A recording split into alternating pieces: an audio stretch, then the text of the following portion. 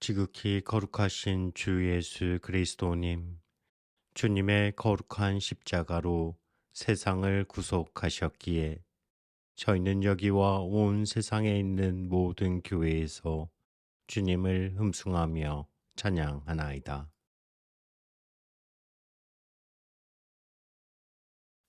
프란치스코에게 회개의 길을 시작하게 해 주신 주님, 성 프란치스코를 기리며 9일 기도를 시작하는 저희에게 사랑의 불을 놓으시어 그를 따르는 저희가 이제 시작하는 9일 기도 안에서 당신 아드님과 프란치스코가 걸어간 복음의 길을 묵상하며 사랑으로 걸어갈 수 있도록 이끌어 주소서. 우리 주 그리스도를 통하여 비나이다. 아멘.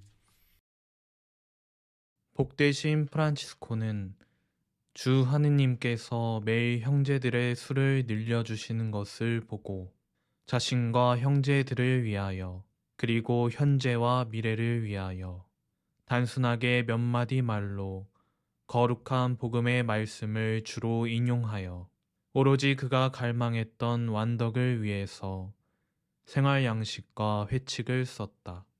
그리고 다른 사항들은 거룩한 생활에 필요한 것들만 조금 삽입하였다. 그 후 교황 인노첸시오 3세에게 써놓은 이 글을 인준받기를 간절히 바라면서 이미 말한 형제들과 함께 로마에 갔다. 이 하느님의 사람들의 소원을 알게 되자 교황님은 먼저 문제를 검토한 다음 그들의 청원에 동의하였으며 일이 성사되도록 결재하였다. 그리고 여러 가지 일에 관하여 권고도 하고 그들을 깨우쳐 주기도 하였으며 성 프란치스코와 그의 형제들에게 강복을 주신 다음 말씀을 하셨다. 형제들이여 하느님과 함께 떠나십시오. 주님께서 계시하신 대로 모든 사람에게 회개를 설교하시오. 평화를 빕니다. 사부 프란치스코 대축일 준비 9일 기도 첫째 날 나눔을 하게 된 김일등 모세입니다. 1223년에 작은 형제회 수도규칙 시작부에 위치한 칙서에서 호노리오 교황은 다음과 같이 말합니다. 우리의 선임 교황인 인노첸시오께서 인준하셨고 여기에 실려있는 귀회의 수도규칙을 사도적 권한으로 여러분에게 확인해드리며 이 칙서의 보호 아래 인증하는 바입니다. 우리는 이 문장에서 몇 가지 중요한 사실을 확인할 수 있습니다. 우선 호노리오 교황은 작은 형제들의 수도규칙을 인준하는 행위를 하는 것이 아니라 이미 인준받은 수도규칙을 확인하고 인증한다는 점입니다. 그리고 작은 형제들의 수도규칙을 최초로 인준한 교황은 지금 이 칙서에 등장하는 호노리오 교황이 아니라 인노첸시오 교황이라는 점도 확인할 수 있습니다. 그런데 최초로 수도규칙을 인준받은 때는 1209년이었고 호노리오 교황이 지금 확인하고 인증하는 때는 1223년입니다. 두 사건 사이에는 무려 14년이라는 시간차가 있습니다. 그리고 문제가 하나 더 있습니다. 1221년에도 작은 형제회 총회는 소위 인준받지 않은 수도규칙을 통과시킨 바 있습니다. 인준받지 않은 이라는 수식어가 붙은 이유는 교황의 확인을 받지 않았다는 의미에서입니다. 어쨌거나 이렇게 보면 작은 형제회 초기에 모두 3개의 수도규칙이 생성되었음을 알 수 있습니다. 우리가 오늘부터 기념하고 기억하는 수도규칙은 1223년에 인준받은 수도규칙입니다. 1209년에 인노첸시오 교황으로부터 인준받은 최초의 수도규칙 또는 생활 양식은 그 원본이나 사본이 우리에게 전해지지 않고 있습니다. 따라서 그 내용이나 형태는 추측할 수밖에 없습니다. 이 추측의 가장 확실한 단초를 제공하는 사료는 바로 프란치스코의 유언의 일부 구절입니다. 프란치스코는 유언에서 다음과 같이 말합니다. 그리고 주님께서 나에게 몇몇 형제들을 주신 후 내가 해야 할 일을 아무도 나에게 보여주지 않았지만 지극히 높으신 분께서 친히 나에게 거룩한 복음의 양식에 따라 살아야 할 것을 계시하셨습니다. 그리고 나는 그것을 몇 마디 말로 그리고 단순하게 기록하게 했고 교황님께서 나에게 확인해 주셨습니다. 이 구절에 비추어 볼 때 프란치스코는 복음에 기반한 생활 양식을 단순하게 기록하여 교황의 인준을 받은 것으로 보입니다. 관련하여 전기사가 토마스 첼라노는 다음과 같이 보도합니다. 복되신 프란치스코는 주 하느님께서 매일 형제들의 수를 늘려주시는 것을 보고 자신과 형제들을 위하여 그리고 현재와 미래를 위하여 단순하게 몇 마디 말로 거룩한 복음의 말씀을 주로 인용하여 오로지 그가 갈망했던 완덕을 위해서 생활 양식과 회칙을 썼다. 첼라노의 이 기록은 프란치스코가 유언에 남긴 구절을 확인해주고 있고 최초의 수도규칙이 거룩한 복음의 말씀을 담고 있음을 알려줍니다. 이 거룩한 복음의 말씀은 아마도 프란치스코가 하느님의 뜻을 찾기 위해 가장 초기 동료 2명과 함께 성경을 3번 펼쳐보았을 때 만났던 구절들이 포함되었을 것이고 프란치스코에게 영감을 주었던 다른 중요 구절들이 포함되어 있을 것으로 보입니다.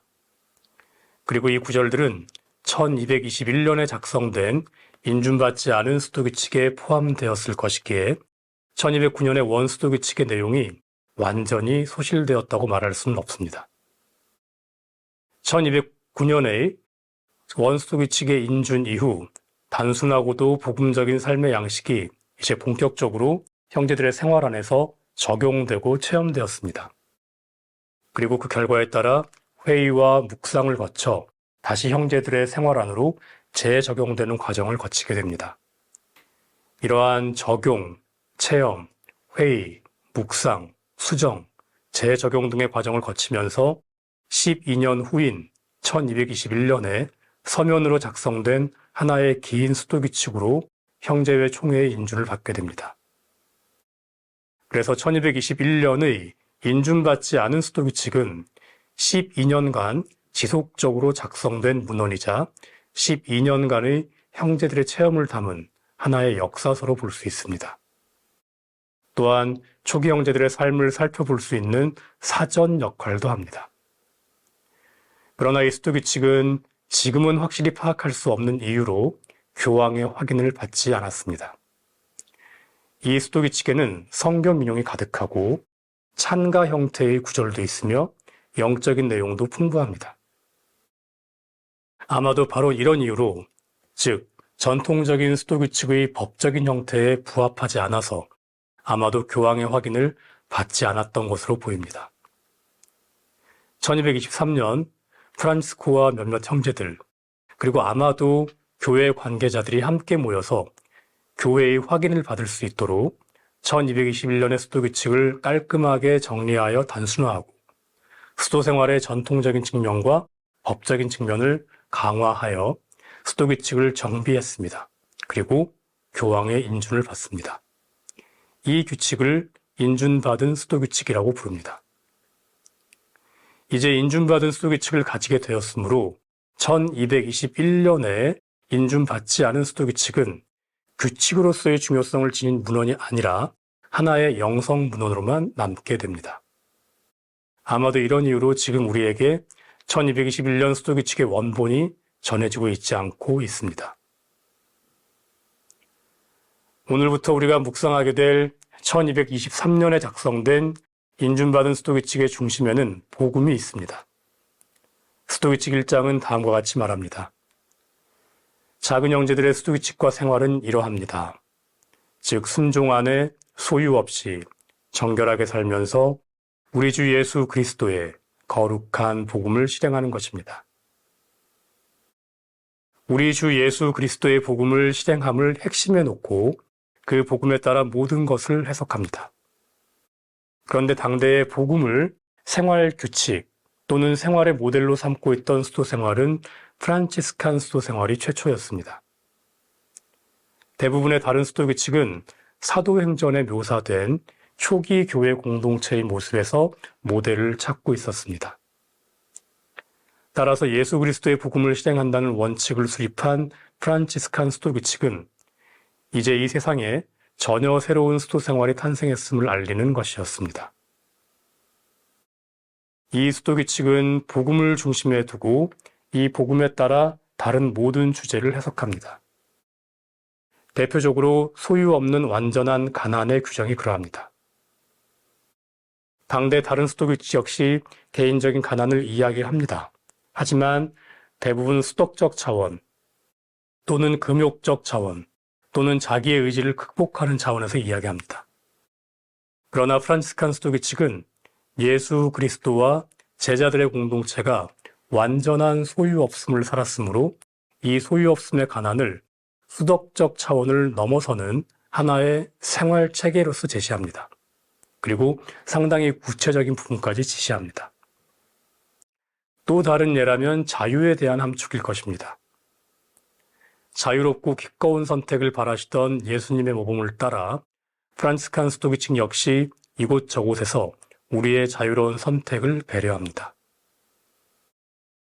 입회 후보자의 재산 처분 문제, 단식에 관한 규정, 영혼과 양심의 자유의 보장 등이 바로 그러한 예라고 하겠습니다. 프란치스코와 초기 형제들은 복음을 중심에 두고 스토이칙을 작성했습니다. 복음이 언제나 새롭게 체험되듯이 따라서 프란치스칸 스토이칙 역시 언제나 새롭게 체험되는 힘을 가지고 있다고 생각합니다.